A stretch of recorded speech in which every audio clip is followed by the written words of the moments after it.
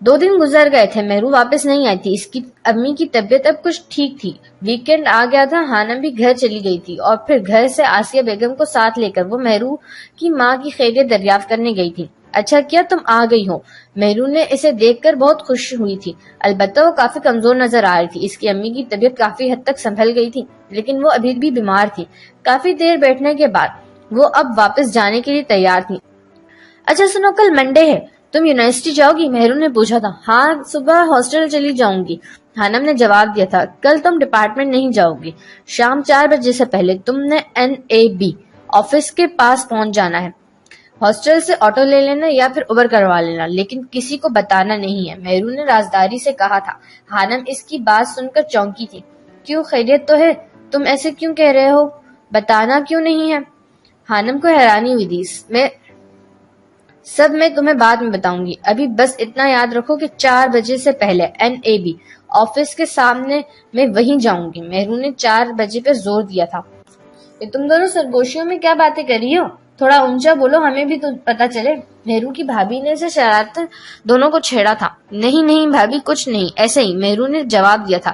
کچھ دیر مزید بیٹھنے کے بعد وہ واپس اپنے گھر آ چکی تھی۔ مہرو کی باتوں نے ہانم کو الجھا دیا تھا۔ وجہ کیا تھی یہ تو مہرو مل کر ہی بتا سکتی تھی۔ ہانم مہرو کی بات کو لے کر ساری رات سوچتی رہی تھی۔ اسے سمجھ نہیں آیا تھا کہ مہرو کو نیب آفس کے پاس کیا کام تھا۔ اس نے مہرو سے پوچھنے کے لیے 2-3 بار اس کا نمبر ملایا تھا جو آف آ رہا تھا۔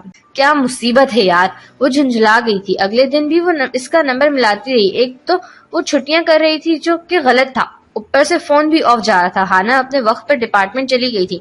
3 بجے کا وقت تھا اور کلاس لے کر فری ہوئی تھی جب اسے مہرو کی کال آئی تھی۔ تم پہنچ رہی ہو نا نیب آفس؟ مہرو پوچھ رہی تھی۔ ہانم اس کی بات سن کر دماغ گھما تھا۔ تمہارا دماغ خراب ہو گیا ہے مہرو، فون کیوں بند تھا تمہارا اور تمہیں اس جگہ پر کیا کام ہے؟ ہانم نے غصے سے پوچھا تھا۔ پلیز جلدی آؤ، میں ادھر ہی جا رہی ہوں، مہرو کہہ کر فون بند کر چکی تھی، جبکہ ہانم سر تھام کر رہ گئی تھی۔ اسے سمجھ نہیں آیا تھا کہ کیا وہ کرے۔ کسی کو بھی بنا بتائے یوں کلاس چھوڑ کر اس کی بتائے جگہ پر پہنچنا ہانم کے لیے بہت عجیب تھا۔ کہیں مہرو کسی مصیبت میں تو نہیں؟ اچانک اس کے ذہن میں خیال آیا تھا اور بالآخر وہ ہمت کر کے یونیورسٹی سے باہر نکل گئی تھی۔ 3 بجے کا 40 منٹ پر وہ نیب آفس کے سامنے تھی۔ وہاں آرمی کی کثیر تعداد نظر آ رہی تھی۔ ہانم کا دل گھبرا رہا تھا، مہرو کا کہیں نام و نشان نہیں تھا۔ 15 منٹ وہ روڈ پر کھڑی رہی تھی۔ لوگ اسے عجیب و غریب نظروں سے گھور رہے تھے۔ اس نے اپنی بڑی سی چادر کو اچھے سے خود پر لپیٹ رکھا تھا اور آدھا منہ چھپایا ہوا تھا۔ ہانم نے کانپتے ہاتھوں سے موبائل نکالا۔ اس سے پہلے کہ وہ مہرو کا نمبر ملاتی، اس کے ہاتھ سے چھوٹ کر نیچے گرا تھا۔ اس نے فٹافٹ جھک کے فون اٹھایا تھا جو بند ہو چکا تھا۔ ہانم کے اب اعصاب خطا ہوئے تھے۔ اسے محسوس ہو رہا تھا کہ وہ کتنی بڑی غلطی کر چکی تھی۔ 4:30 ہو گئے تھے لیکن مہرو نہیں آئی تھی۔ ابر آلود ہو رہا تھا اور اس کا دل دھک دھک کر رہا تھا۔ اسے سمجھ نہیں آ رہا تھا کہ وہ کیا کرے، بار بار کوشش کرنے پر بھی تھی۔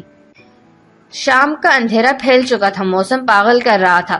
وہ ہمیشہ کالج سے گھر اور گھر سے کالج سے اکیلے گئی تھی۔ لاہور میں رہنے کے باوجود اس نے دوسروں کی طرح لاہور پورا نہیں دیکھا تھا۔ جیسے ہی 5 بجے تھے، ہانم کی آنکھیں نم ہونا شروع ہو گئی تھیں۔ اندھیرا پھیل چکا تھا، مہرو نہیں آئی تھی اور اسے کال بھی نہیں کر سکتی تھی۔ اس وقت سچویشن ایسی تھی کہ ہانم کا دماغ کام نہیں کر رہا تھا۔ اس نے دل سے دعا کی کہ اللہ اس کی مدد کرے اور پھر کچھ دیر بعد ایک گاڑی اس کے سامنے رکی تھی۔ تم یہاں کیا کر رہی ہو؟ آرجن نے گاڑی کا شیشہ نیچے کرتے ہوئے پوچھا تھا۔ ہانم اپنے سامنے آرجے کو دیکھ کر عجیب سی کیفیت میں مبتلا ہو گئی۔ پہلی بار اسے آرجے کو دیکھ کر اچھا لگا تھا۔ وہ اس وقت اس کے لیے مسیحا بن کر آیا تھا۔ وہ میں ہانم کے الفاظ اس کے ساتھ نہیں دیتے۔ گاڑی میں بیٹھو، اس کا انداز حکمیہ تھا۔ بنا کچھ سوچے سمجھے ہانم دوسری طرف کا دروازہ کھول کر گاڑی میں بیٹھ گئی تھی۔ کچھ دیر گاڑی میں خاموشی چھائی رہی۔ ہانم کی آنکھیں جھلکنے کو تیار تھیں، کسی کا انتظار کر رہی تھی۔ آرجے نے نارمل سے لہجے میں پوچھا تھا۔ مجھے ہاسٹل جانا ہے، ہانم نے خود پر قابو پاتے ہوئے کہا تھا، البتہ اس کی آواز رنجی ہوئی تھی۔ اوکے۔ آرجے نے گاڑی کا رخ کیمپس کی طرف موڑ دیا تھا۔ تم نے بتایا نہیں یہاں کیا کر رہی تھی؟ چند منٹ کی خاموشی کے بعد آرجے نے دوبارہ پوچھا، جبکہ ہانم اپنے آنسو ضبط کرنے کی کوشش کر رہی تھی۔ کیا ہوتا اگر آرجے وہاں نہ آتا؟ یہ سوچ کر ہی اس کی جان ہوا ہونے لگی۔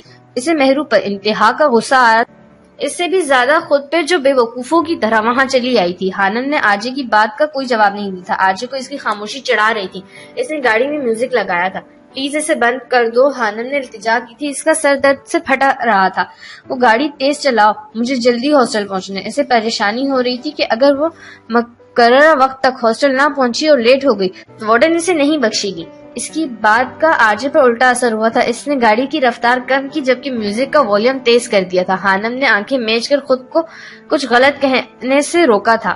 اس وقت وہ اس کے رحم و کرم پر تھی۔ مجھے یہاں مہرون نے بلایا تھا، کچھ کام تھا ہمیں، وہ لیٹ ہو گئی، آ نہیں سکی۔ بلاخر اس نے بولنا ہی پڑا تھا۔ اس کی بات سننے کے لیے آرجے نے میوزک بند کیا تھا۔ اوکے، وہ بس اتنا ہی کہہ پایا تھا۔ خاموشی، خاموشی، ایک طویل خاموشی چھا گئی تھی۔ ویسے ہو تو تم 5 فٹ 4 انچ کی، لیکن نخرہ کیوں ہے تم میں اتنا؟ آرجے کی بات پر حانم نے حیرت سے رخ موڑ کر اسے دیکھا تھا۔ وہ اب اسے گھور رہی تھی۔ ہاں نا، اتنی ہی ہائٹ ہے تمہاری، 1 انچ اوپر نیچے ہو سکتا ہے۔ وہ ڈیٹو کی طرح ہنسا تھا۔ ویسے تمہارا میری گاڑی میں بیٹھنا اس بات کی گواہی دیتا ہے کہ یا تو میں نہایت با کردار لڑکا ہوں یا پھر تم میرے ہی جیسی ہو۔ وہ کہکہا لگا کر ہنسا تھا۔ حانم بس خود پر ضد کر رہی تھی۔ وہ کچھ ایسا نہیں بولنا چاہتی تھی جس سے آرجے کو غصہ آتا اور وہ اسے چھوڑ کر چلا جاتا۔ میری مجبوری کا فائدہ اٹھانے کی کوشش مت کرو۔ حانم کا لہجہ کانٹے دار تھا۔ آرجے نے کہکہا بلند ہوا تھا۔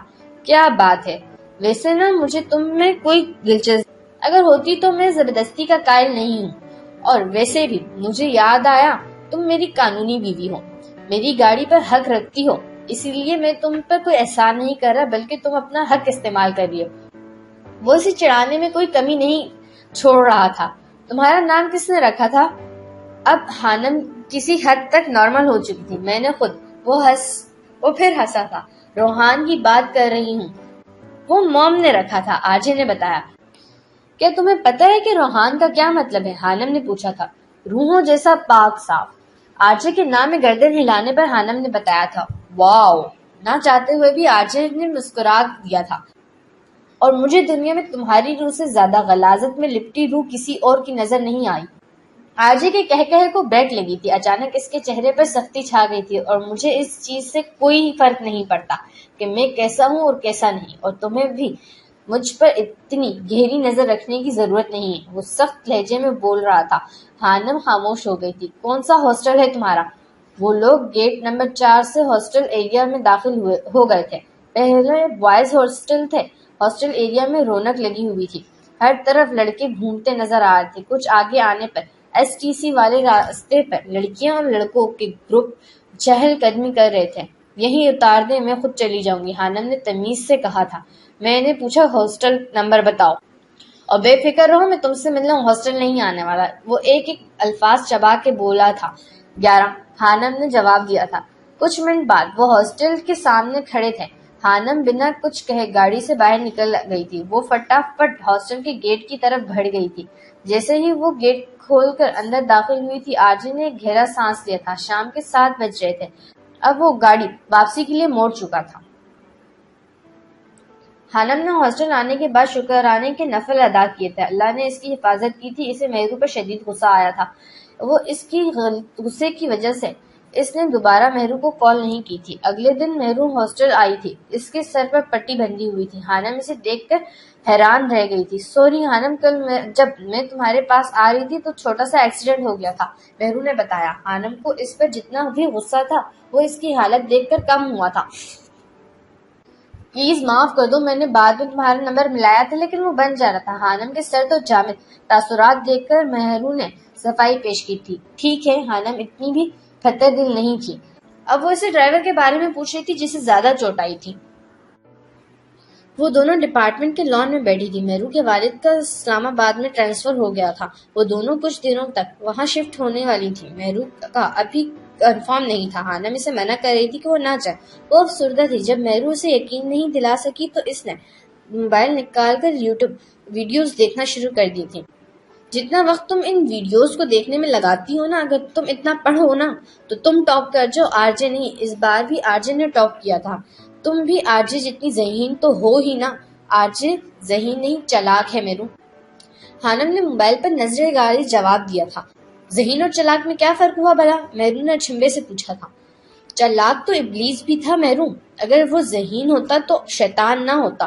حانم کی بات نے مہرو کو گھنگ کر دیا تھا. وہ بہت گہری بات کہہ گئی تھی اور اس سے کچھ فاصلے پر پیچھے کھڑے آرجے کے قدم جو مہرو سے کچھ پوچھنے آیا تھا تھرتر ہوئے تھے. اس نے دانت پیچ کر خود پر قابو پایا تھا اور واپس پلٹ گیا تھا. وہ دونوں کیفے پر بیٹھی تھی.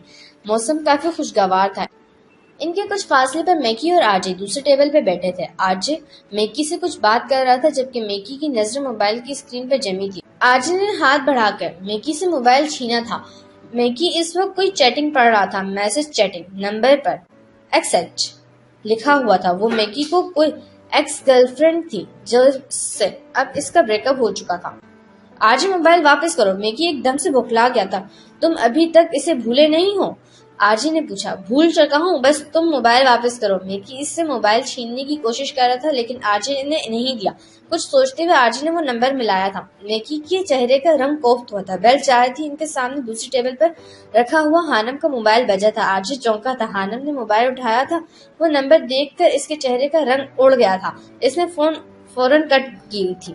آرجے نے دوبارہ کال ملائی تھی. اس بار بھی حانم کے موبائل پر رنگ ہوئی تھی. حانم نے کانپتے ہاتھوں سے کال ریسیو کی تھی. ہیلو. اس کی آواز میں غصہ اور خوف دونوں تھے. آرجے کو وہ منظر صاف دکھائی دیا تھا. کال اٹھاتے اور ہیلو بولنے والی حانم تھی. آرجے کو یونیورسٹی کی بلڈنگ اپنے سر پر گھومتی ہوئی محسوس ہو رہی تھی. اس نے جھٹکے سے میکی کی طرف دیکھا تھا جو پھیکے پڑتے چہرے کے ساتھ کبھی حانم کو تو کبھی آرجے کو دیکھ رہا تھا. اس نے آرجے کو دیکھتے ہوئے نفی میں سر ہلایا تھا جسے کہہ رہا ہوں مت کرو آرجے. آرجے کا دماغ چکرایا تھا. اسے اپنے آنکھوں کے سامنے اندھیرا چھاتا ہوا محسوس ہوا. یعنی وہ ہانی ہانی ہی تھی جو میکی کی گرل فرینڈ تھی. جبکہ دوسری طرف حانم پریشان سی موبائل کی اسکرین کو گھور رہی تھی. آرجے فون بند کرتے ہوئے اٹھا اور ڈپارٹمنٹ کی طرف بڑھ گیا تھا. آرجے میری بات سنو. میکی اس کے پیچھے لپکا تھا لیکن آرجے رکنے والا نہیں تھا. کیا ہوا ہانی؟ کس کا فون تھا؟ مہرو نے پوچھا. ہاں. حانم گڑبڑا گئی تھی. اس سے پہلے وہ کچھ کہتی مہرو کے موبائل پر رنگ ہوئی تھی. بھائی کی کال ہے. مہرو نے کہتے ہوئے کال ریسیو کی تھی اور پھر بات سننے کے بعد اس کے چہرے کے رنگ اڑے تھے. کیا ہوا مہرو؟ سب ٹھیک ہے نا؟ حانم نے پوچھا. میں آتی ہوں بھائی. مہرو جواب دیتے ہوئے بوکھلاہٹ میں اٹھی تھی. سب ٹھیک تو ہے نا؟ حانم دوبارہ پوچھا تھا. نہیں ہانی، ماما کی طبیعت بہت زیادہ خراب ہے. بھائی ہاسپٹل کے باہر میرے انتظار کر رہے ہیں. مجھے جانا ہوگا. مہرو نے کانپتی آواز سے بتایا تھا. اللہ خیر، تم دھیان سے جاؤ. مہرو اس بات میں سر ہلاتی آگے بڑھ گئی تھی جبکہ حانم واپس اپنی جگہ پر بیٹھ گئی تھی. اس کے سامنے جوس کا گلاس رکھا تھا. کچھ دنوں سے سب غلط ہو رہا تھا. پہلو مہرو کی امی کو ہارٹ اٹیک، مہرو کا اسے نیب آفس کے پاس بلانا، مہرو کا ایکسیڈنٹ. رات اس نے پھر سے وہی خواب دیکھا تھا جس میں کسی نے اسے آگ اگلتے دریا میں دھکا دیا تھا. اس آگ کی جلن حانم کو محسوس ہوتی تھی اور اب اس ملک کی کال آنا حانم کی کسی انہونی کا احساس ہو رہا تھا. اس کا دل کانپ رہا تھا. وہ کیفے سے اٹھنے کے بعد ڈپارٹمنٹ کی طرف بڑھ گئی تھی. اس کے اسائنمنٹ مکمل نہیں تھی. صبح جمع کروانی تھی. اگر میں ہاسٹل چلی گئی تو سو جاؤں گی. کیوں نہ لائبریری میں بیٹھ کر مکمل کروں. حانم سوچتے ہوئے لائبریری کی طرف بڑھ گئی تھی. آج جنت روڈ پر اسٹوڈنٹوں کا رش نہیں تھا. روڈ اور کیفے خالی سا نظر آ رہا تھا. پہلی وجہ تو یہ تھی کہ جنت روڈ کے دونوں طرف 8-10 ڈپارٹمنٹ تھے جن میں سے کچھ ڈپارٹمنٹ کے فائنل پیپرز ہو رہے تھے اور اب انہیں سیمسٹر بریک تھی. اس لیے کافی ڈپارٹمنٹ بند تھے. جبکہ دوسری وجہ یہ تھی کہ اس دن فیصل آڈیٹوریم میں ٹیکنالوجی پر ایک بہت بڑا سیمینار تھا جس میں بڑی شخصیاتیں شرکت کرنی تھی. ان کے ڈپارٹمنٹ کے بھی تقریباً سبھی اسٹوڈنٹ وہاں گئے ہوئے تھے. حانم کو سیمینار میں جانے کا موڈ نہیں تھا. وہ لائبریری میں بیٹھی انہمک سے اسائنمنٹ بنا رہی تھی جب اس کے موبائل پر وائبریشن ہوئی. لائبریری میں ایک دو اسٹوڈنٹ ہیں. حانم نے موبائل دیکھا. ملک کی کال تھی جو ابھی کچھ دیر پہلے بھی آئی تھی اور وہ مہرو میں الجھ کر بھول گئی تھی. نمبر دیکھ کر حانم کی تیوری چڑھی تھی. اس نے غصے سے کال اٹھائی تھی. ہیلو. حانم کی آواز سے بھی غصہ جھلک رہا تھا. کیسی ہو مس ہانی؟ کاٹ دار لہجے میں پوچھا گیا. ذرا ڈپارٹمنٹ کے گراؤنڈ میں تشریف لائیں گی آپ؟ اس سے پہلے حانم کچھ بولتی وہ دوبارہ بولا تھا. حانم کو وہ آواز جانی پہچانی محسوس ہوئی تھی. اس کی ایک کمزوری تھی. وہ آوازوں میں جلدی سے فرق محسوس نہیں کر پاتی تھی. اگر مہرو بھی کسی انجان نمبر سے اسے کال کرتی تھی تو حانم کافی دیر بعد اسے پہچانتی تھی. کون؟ حانم کا گلا خشک ہوا تھا. دوسری طرف سے آرجے کا قہقہا بلند ہوا تھا. وہ اس کے قہقہے لگانے کے انداز سے پہچان گئی تھی. ذرا گراؤنڈ میں تشریف لائیں پھر بتاتا ہوں. وہ کہہ کر فون بند کر چکا تھا۔ خانم کو اپنی روح فنا ہوتی ہوئی محسوس ہوئی۔ ملک ہی آرجے ہے؟ نہیں، یہ نہیں ہو سکتا۔ خانم کا دل ڈوب گیا تھا۔ اسے جس بات کا ڈر تھا وہی ہوا تھا۔ ملک نام کے ڈر کا سانپ اس کے سینے میں کنڈلی مارے بیٹھا تھا، جو آج اس کے اندر سے نکلا تھا۔ خانم کے ہاتھ اور ٹانگیں باقاعدہ کانپ رہی۔ موبائل اس کے ہاتھ سے چھوٹ کر گود میں جا گرا تھا اور وہ خشک ہوتے حلق کے ساتھ حالات کو سمجھنے کی کوشش کر رہی تھی۔ یہ ان دنوں کی بات ہے جو وہ فرسٹ ایئر میں تھی اور اس نے نیا کالج جانا شروع کیا تھا۔ مہرو اور وہ دونوں ایک ہی کالج میں پڑھتی تھیں۔ کالج گھر سے کافی فاصلے پر تھا۔ اکثر دیر ہو جانے کے بعد آسیہ بیگم کافی پریشان ہو جاتی تھی۔ کچھ پیسے جمع کرنے کے بعد انہوں نے خانم کو ایک چھوٹا سا الگ سا موبائل لے کر دیا تھا۔ بے شک ان کے گھر میں غربت تھی، لیکن زندگی ایک پرسکون ندی کی مانند بہہ رہی تھی اور اس ندی میں پہلا پتھر ملک کے آنے سے بھرا تھا۔ فرسٹ ایئر میں انہوں نے کالج میں سینئرز کو فیئرویل پارٹی دی تھی۔ مہرو اپنا اسمارٹ فون لائی تھی۔ چونکہ کالج میں صرف لڑکیاں ہی تھیں، اس لیے وہ دونوں خوب اچھے سے تیار ہوئی تھی۔ مہرو نے اچھی کافی فوٹوز بنائی تھی۔ وہ دونوں بہت پیاری لگ رہی تھی، خاص طور پر خانم، اور شاید یہی اس کی بدقسمتی تھی۔ مہرو، یہ کون ہے؟ میکی مہرو کے موبائل پر فنکشن کی تصویریں دیکھ رہا تھا جب اس کی نظر مہرو کے ساتھ مسکراتی خانم پہ پڑی تھی۔ یہ ہانی ہے، میری بیسٹ فرینڈ، مہرو نے جواب دیا۔ یہ پیاری ہے، معصوم بھی۔ ہاں، یہ بہت اچھی اور نیک لڑکی ہے، مہرو نے سرسری سے انداز میں جواب دیا تھا۔ مہرو کے نیک کہنے پر میکی دل میں ہنسا تھا۔ اچھا یار، چائے تو پلا دو، اتنے دنوں بعد گھر آیا ہوں، میکی نے شکوہ کیا تھا، اور مہرو اس بات میں سر ہلاتی کمرے سے چلی گئی تھی۔ میکی نے خباثت سے ہنستے ہوئے خانم کا نمبر اس کے موبائل سے لیا تھا۔ پتہ چل جائے گا کتنی نیک اور پارسا ہے، وہ شیطانی ہنسی ہنسا تھا۔ ہیلو ہانی، خانم اپنا کیمسٹری کا ٹیسٹ یاد کر رہی تھی جب اس کے موبائل پر بیل ہوئی تھی۔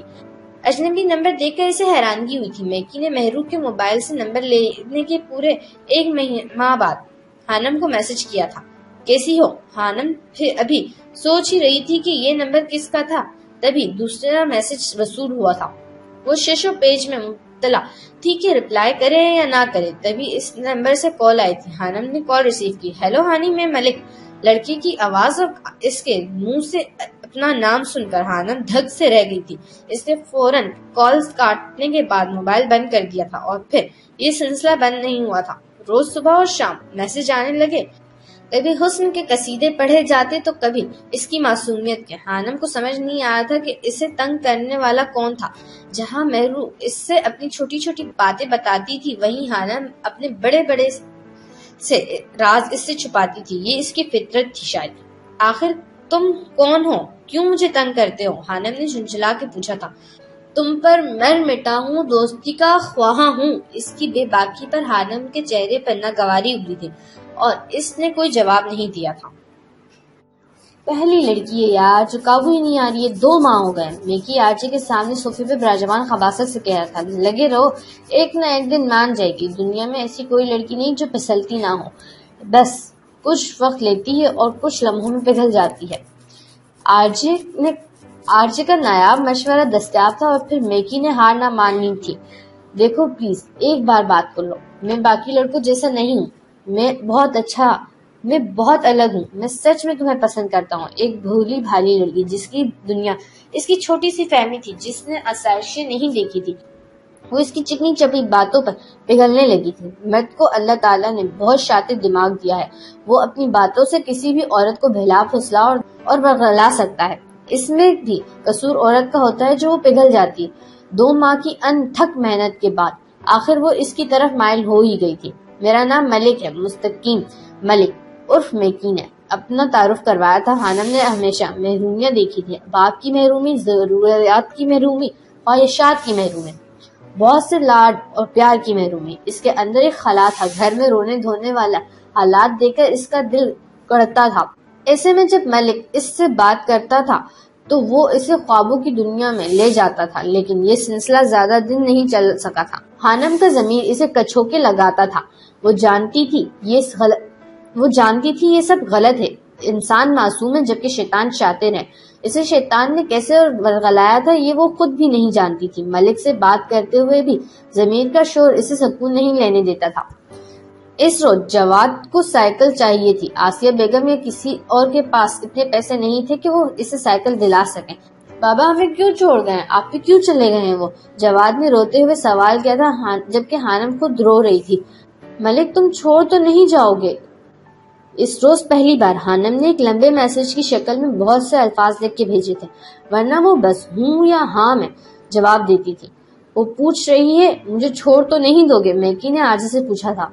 اسے کہو کبھی نہیں میری جان. آرجے کے جواب پر وہ دونوں کا کہکہا ابھرا تھا. اس رات حانم سو نہیں پائی تھی. وہ ساری رات سوچتی رہی تھی. ضمیر نے اسے یہ بات سمجھا دی تھی کہ وہ غلط کر رہی ہے. اس کی نمازیں قضا ہونے لگی تھی. اس سے پڑھائی متاثر ہو رہی تھی. اس سے بڑی بات اس کے چہرے کی رونق مانند پڑ گئی تھی. ملک سے بات کرنے کا گناہ اس کے جسم سے کسی جونک کی طرح چمٹ گیا تھا جو لمحہ بہ لمحہ اس کا خون چوس رہی تھی.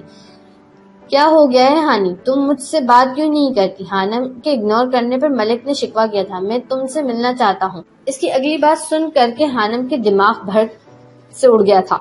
اس نے فوراً موبائل آف کیا تھا. اس نے تو کبھی اس چیز کا تصور بھی نہیں کیا تھا. حانم کا دل ملک سے اتارنے لگا تھا. اس کی باتیں حانم کا دل خراب کرتی تھی. جو تھوڑی سی دلچسپی پیدا ہوئی وہ اس کی چیپ باتوں سے ختم ہو گئی تھی. وہ اس کا نمبر بلاک نہیں کر سکتی تھی کیونکہ اس کے پاس موبائل سادہ تھا. اس کی گھبراہٹ، ڈر اور گناہ کے تصور میں اسے بخار ہو گیا تھا. وہ پورا مہینہ بیمار رہی تھی. اپنے گناہ پر روتی تھی، پچھتاتی تھی. آسیہ بیگم اسے بیمار دیکھ کر خود ہلکان ہو گئی تھی. حانم کو اپنی غلطی کا شدت سے احساس ہوا تھا. اتنی پیاری ماں تھی اس کے پاس جو اس پر جان دیتی تھی اور وہ اپنی ماں کو دھوکہ دے رہی تھی. حانم کا دل ڈوب گیا تھا. آنسوؤں سے تکیہ بھیگنے لگا تھا اور وہ ساری رات روتی تھی. تم مجھ سے بات کیا کرو نا ہانی، میں تمہارے بنا نہیں جی سکتا. مجھے ڈر لگتا ہے ملک. ڈر؟ لیکن کس سے؟ اللہ سے. وہ ملک اس کی بات سن کے حیران رہ گیا. اللہ کا واسطہ ہے میرا پیچھا چھوڑ دو. میں تمہیں پسند نہیں کرتی اور نہ کبھی کروں گی. آئندہ مجھے میسج مت کرنا. حانم نے اس سے التجا کی تھی. وہ ٹھیک ہونے لگی تھی. رو اپنے گناہوں کی معافی مانگ سکتی تھی. 17 سال اور کچھ ماہ عمر تھی اس کی اس وقت، اور اس کے ضمیر نے اسے اتنے بڑے گناہ سے بچا لیا تھا. اس کے چہرے کی رونق لوٹ آئی تھی. لیکن جب بھی وہ اسے میسج کرتا تھا حانم کو سب یاد آنے لگتا تھا. اس کا دل اذیت سے بھر جاتا تھا. اسے محسوس ہونے لگتا تھا کہ وہ اب با کردار نہیں رہی تھی. اپنی کی گئی چھوٹی سی غلطی نے اس کے اندر تلخی بھر دی تھی. وہ ملک یعنی میکی بھی اس کی جان نہیں چھوڑا تھا. وہ اسے کبھی نہ کبھی میسج کرتا رہتا تھا. 2 سال گزر گئے تھے. حانم نے 3rd ایئر کے ایگزام بھی دے دیے تھے، لیکن وہ اسے نہیں بھولا تھا اور نہ حانم کو بھولنے دیتا تھا. جب حمدان انکل نے اسے موبائل گفٹ کیا تھا تب حانم نے نمبر بدل لیا تھا. لیکن کچھ دن بعد کچھ ضروری نمبر کاپی کرنے کے لیے اس نے اپنی پرانی سم موبائل میں ڈالی تھی. اور وہی وہ دن تھا جب زبیدہ آپا اس کے لیے طارق کا رشتہ لے کر آئی تھی. وہ پہلے ہی دکھی تھی، اوپر سے ملک کے میسج نے کہ بھول گئی ہو تم مجھے اس کے اندر تک خاک کر ڈالا تھا. جب حانم نے روتے ہوئے اسے 2-3 سالوں بعد میسج کیا تھا کہ خدا سے ڈرو ابن آدم، خدا سے ڈر، اس کے ان الفاظوں نے ملک کو اندر تک جھنجھوڑ دیا تھا. تب حانم نے ملک سے 2 ٹوک بات کرنے کا فیصلہ کیا تھا. اس نے نمبر دوبارہ آف نہیں کیا تھا، بلکہ سوچ رکھا تھا کہ اس بار اگر اس نے کال یا میسج کیا تھا اور اس سے صاف صاف بات کرے گی. لیکن اس کے ان الفاظ نے میکی کے ہاتھ جھگڑ دیے تھے. اس نے کبھی دوبارہ کال یا میسج نہیں کیا تھا اور یوں حانم بھی جیسے ان واقعات کو برا خواب سمجھ کر بھول گئی. لیکن یہ اس کی سب سے بڑی غلطی تھی. آج پھر وہ اس کے سامنے کھڑا تھا تقریباً 1 سال کے عرصے کے بعد. وہ لائبریری میں بیٹھی خود کو نارمل کرنے کی کوشش کر رہی تھی. اس نے کبھی خواب میں بھی نہیں سوچا تھا کہ اس کا سامنا کبھی ملک سے ہوگا، اور ملک وہ بھی آرجے. حانم کے دماغ میں سائیں ہو رہی تھی. وہ کانپتے قدموں سے کھڑی ہوئی تھی. اسے بلاوا آیا تھا اور جانا ہی تھا. خود کو گھسیٹتی وہ گراؤنڈ کی طرف بڑھ گئی تھی جہاں اجل اس کا انتظار کر رہی تھی. آرجے میری بات سمجھنے کی کوشش کرو. تم جو کر رہے ہو وہ ٹھیک نہیں ہے. میکی نے گراؤنڈ میں رکھے لکڑی کے بینچ پر بیٹھے آرجے سے کہا تھا جو اپنی انگلیوں کی مدد سے کنپٹیوں کو سہلا رہا تھا. میں سب جانتا ہوں، تم اپنی بکواس بند کرو. آرجے دھاڑا تھا. تب اس کی نظر بیگ تھامے ان کی طرف قدم بڑھاتی حانم پہ پڑی تھی۔ تیز ہوائیں اس کے دوپٹے کو اڑا کر لے جانے کی کوشش کر رہی تھی، لیکن اس نے اپنی چادر کو اچھے طرح سے سنبھالا ہوا تھا۔ اسے اپنی طرف آتا دیکھ کر میکی کے دل کو کچھ ہوا تھا۔ آئیے آئیے میڈم ہانی، آپ ہی کا انتظار ہو رہا تھا آج۔ جیسے ہی وہ ان کے قریب پہنچی تھی، آرجے نے زہر خندہ لہجے میں کہا تھا، یہاں کیوں بلایا ہے مجھے؟ حانم کا لہجہ سخت تھا۔ بتاتے ہیں، اتنی بھی کیا جلدی ہے، جائیں پہلے وہ پڑھے۔ آرجے نے اس کے گراؤنڈ میں لگے پودے کی طرف اشارہ کیا تھا جس پر ایک اشتہار لگا تھا۔ حانم الجھن زدہ چہرے کے ساتھ اس پودے کی طرف بڑھی گئی تھی۔ سفید کاغذ پہ لکھا لفظ کو پڑھ کر حانم کی روح فنا ہوئی تھی۔ وہ اس کی اور میکی کی باتیں تھی اور اوپر اس کا نام اور نمبر لکھا تھا۔ آرجے ان کی کنورسیشن کے اسکرین شاٹ لے کر ان کے پرنٹ آؤٹ نکلوائے تھے۔ گراؤنڈ میں ہر طرف دیواروں اور پودوں پر پرنٹ چسپاں تھے۔ وہ کرنٹ کھا کے پلٹی۔ لڑکیوں کو لگتا ہے کہ وہ اپنی طرف سے اگر پیغامات اور نمبر کو ختم کر دیں گی تو سب واقعی ختم ہو کر پہلے جیسا ہو جائے گا، لیکن یہ لڑکیوں کی خام خیالی ہوتی ہے۔ وہ پیغامات ہمیشہ کے لیے نامہ اعمال اور مرد کے پاس محفوظ رہتے ہیں۔ نامہ اعمال سے تو شاید توبہ اور ندامت کے آنسو ان پیغامات اور گناہوں کو مٹا دیں، لیکن ایک مرد کے پاس سے ان گناہوں کا مٹنا ناممکن ہے۔ آج اس کے گناہ اژدہے کا روپ دھار کر اسے نگلنے کو تیار کھڑے تھے۔ وہ 3-4 سال پہلے ڈر گئی تھی کہ رب کی پکڑ بڑی شدید ہے، اور آج وہ پکڑ میں آ چکی تھی۔ حانم کا دل اتنی زور سے دھڑک رہا تھا جیسے ابھی پسلیاں توڑ کر باہر نکل آئے گا۔ اس نے خشک ہوتے ہونٹوں پر زبان پھیری تھی۔ آسمان پر سیاہ بادلوں نے اندھیرا سا کر دیا تھا، اور کچھ ایسی ہی سیاہی اس کے مقدر پر مل دی گئی تھی۔ واہ مس حانم واہ، جس لڑکی کی یونیورسٹی میں کوئی بوائے فرینڈ نہیں، وہ لڑکی میکی ملک کی جی ایف نکلی۔ واہ، آرجے کا لہجہ کانٹے دار تھا۔ اس نے تانیاں بجا کر داد دی تھی۔ حانم کو ایک اور جھٹکا لگا تھا۔ مستقیم ملک۔ اس نے کبھی غور کیوں نہیں کیا کہ میکی ہی ملک ہو سکتا ہے، اور وہ مہرو کا کزن بھی تھا۔ اس کے پاس نمبر بھی آ سکتا تھا۔ حانم نے میکی کو دیکھا تھا جو نظریں چرا گیا تھا۔ آرجے میری بات سنو، میکی نے کچھ کہنا چاہا۔ تم خاموش رہو۔ میکی کی بات پر آرجے دھاڑا تھا۔ میں دنیا میں منافق لوگ دیکھے ہیں، لیکن تم سے کم۔ وہ حانم کی طرف بڑھا تھا۔ حانم کی پوری جان کانپ رہی تھی۔ میں نے شاطر لڑکیاں دیکھی ہیں، لیکن تم سے کم۔ کیا کہا تھا تم نے؟ کہ میری روح سے غلاظت لپٹی ہے۔ اپنے بارے میں کیا خیال ہے تمہارا؟ وہ سور پھونک رہا تھا اور حانم جل کر خاک ہو رہی تھی۔ اس کے پاس اپنی صفائی میں کہنے کو کچھ نہیں تھا۔ سارے ثبوت اس کے خلاف تھے اور کچھ نہیں کر سکتی تھی۔ آسمان پہ پھیلی سیاہی کسی طوفان کی آمد کا پتہ دے رہی تھی۔ مجھے زندگی میں پہلی بار محسوس ہوا تھا کہ حانم دنیا کی سب سے الگ لڑکی ہے، لیکن تم تو سب سے بری نکلی۔ آرجے نے اپنے چہرے پر ہاتھ پھیرا تھا۔ اس کے بال بکھرے ہوئے تھے۔ بڑا غرور تھا نا تمہیں اپنے کردار پر، لیکن کس بات کا غرور ہے؟ یہ کاغذ دیکھ رہی ہو، یہ تمہاری بد کرداری کا منہ بولتا ثبوت۔ حانم آنکھیں میچ گئی تھی۔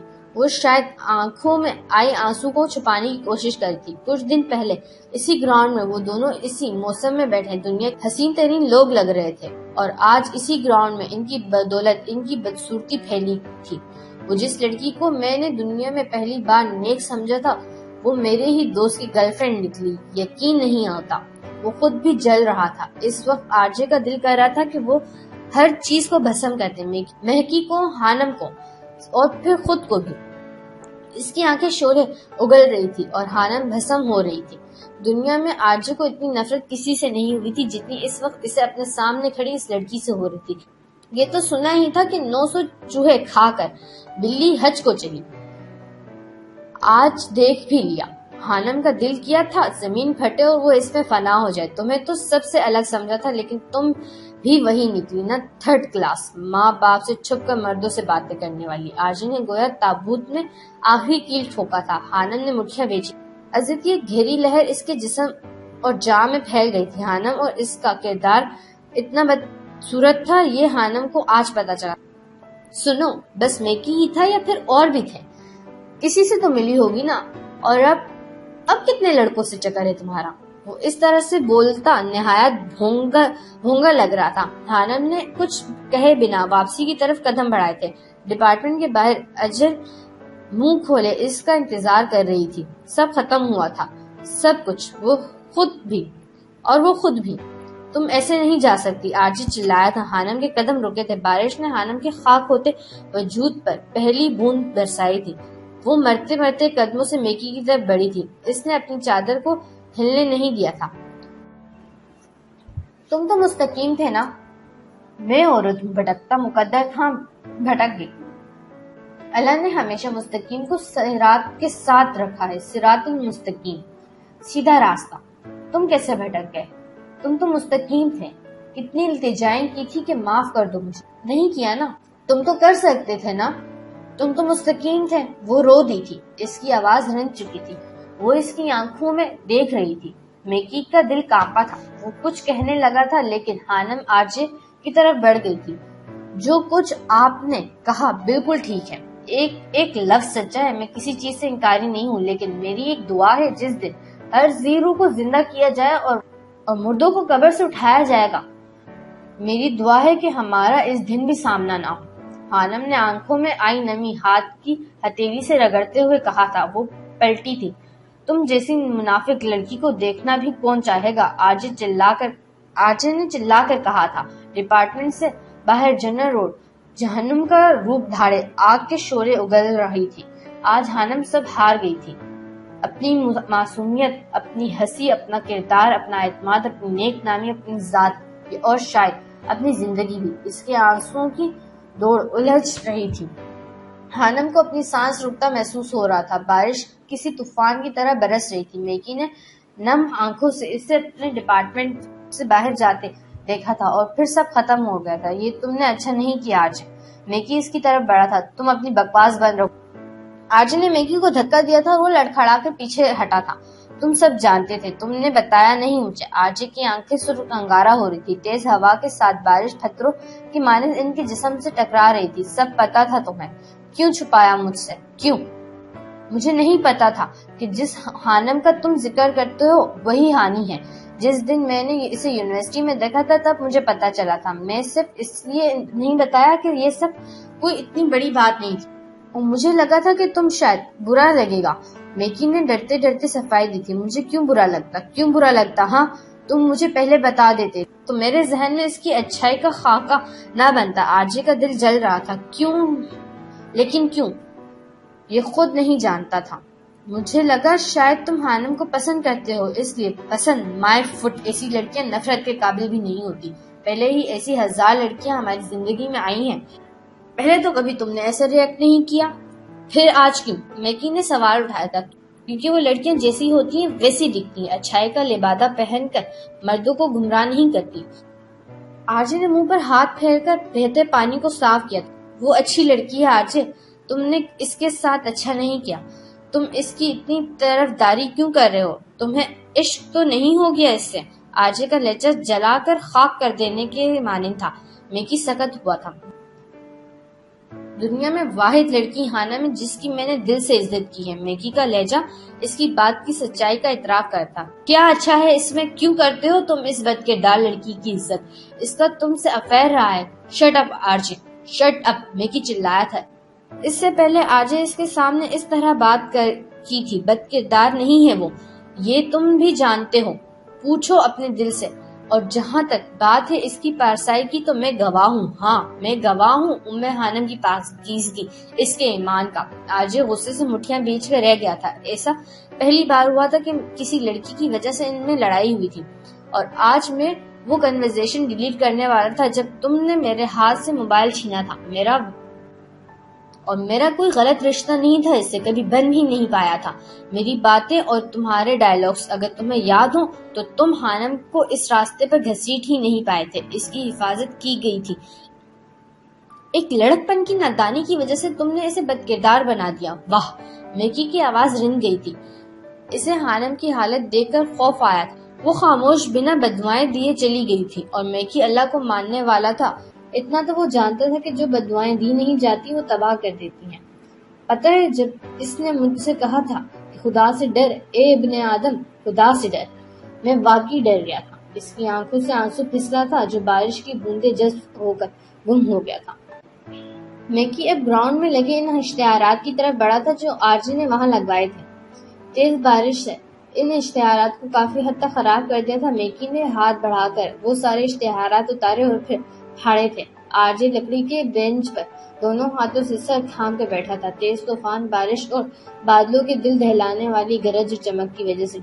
ڈپارٹمنٹ کے گیٹ کے پاس بنے سیکیورٹی روم سے کوئی گارڈ باہر نہیں نکلا تھا۔ جو اسٹوڈنٹ ڈپارٹمنٹ میں موجود تھے وہ ڈپارٹمنٹ کے اندر کینٹین میں اور چھوٹے سے لان میں بیٹھے بارش سے لطف اٹھا رہے تھے۔ میکی نے اپنے قدم ڈپارٹمنٹ سے باہر کی جانب بڑھا دیے تھے، پورے جنت روڈ کی دونوں طرف دیواروں پر لگے اشتہارات کو اپنے ہاتھوں سے پھاڑ رہا تھا، جس پر عمر خانم کا باقاعدہ نام، سیمسٹر اور رول نمبر واضح تھا۔ میکی کے جانے کے بعد 15 منٹ بعد وہ بھی اپنی جگہ سے اٹھا تھا۔ آرجی کو اپنا دماغ گھومتا محسوس ہو رہا تھا۔ وہ جنت روڈ پہ پیدل چل رہا تھا۔ وہ خود نہیں جانتا تھا کہ اس نے اپنے ساتھ کیا کیا ہے۔ وہ خود نہیں جانتا تھا اس نے آج کیا کھویا تھا۔ اس کے دماغ میں بس غصہ اور نفرت بھری تھی۔ وہ اپنی نفرت میں اتنا اندھا ہو گیا تھا کہ اسے یہ نظر نہیں آیا کہ جنت روڈ کے دونوں طرف ایک بھی اشتہار نہیں تھا۔ اللہ نے ان کے دلوں اور ان کے کانوں پر مہر لگا دی ہے اور ان کی آنکھوں پر پردہ پڑ گیا ہے۔ وہ سخت سزا کے مستحق ہے۔ البقرہ